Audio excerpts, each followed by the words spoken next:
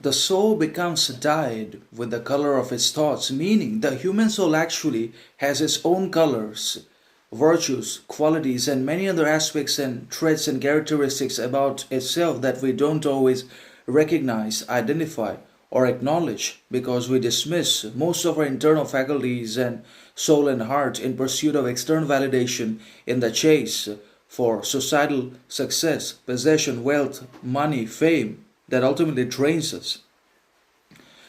infiltrates our energy, hijacks our peace, psyche, and corrupts our whole psychological, mental, and practical, rational development, progress, growth, learning, enhancement, etc.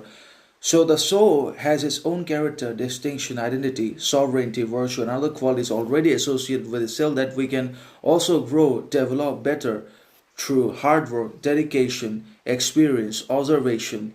and through also failure, setback, downfall, everything that we experience that is essentially bad enhances the quality of our soul over time and provides it with more character, strength, power to continue fighting forward, to continue moving forward, to continue making mistakes and learning something or another that is of vital critical importance to the individual man in one way or another. So obviously the soul also changes its colors in accordance with the thoughts of the person. The things we think about, our thinking, our essential thoughts, fundamentally, essentially, primarily, exclusively determine not only our actions, reality, but also the color, character, reality, virtue, distinction of our soul. If our thoughts are not good, if our thoughts are counterproductive, then our soul is going to deteriorate, degrade itself over time because of our thoughts and not because of itself. So our soul changes and also alters its colors, qualities, virtues in accordance with the color of our thoughts, the intensity, sovereignty, rationality, virtue of our thoughts, or the ignorance, arrogance, pride, vanity, or other bad things in our thoughts. So everything either improves, upgrades, progresses,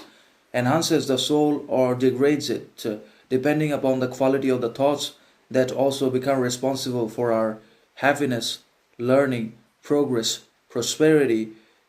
and obviously our learning in one way or another. So the soul changes its colors and also develops, grows, enhances itself on the basis of our thoughts,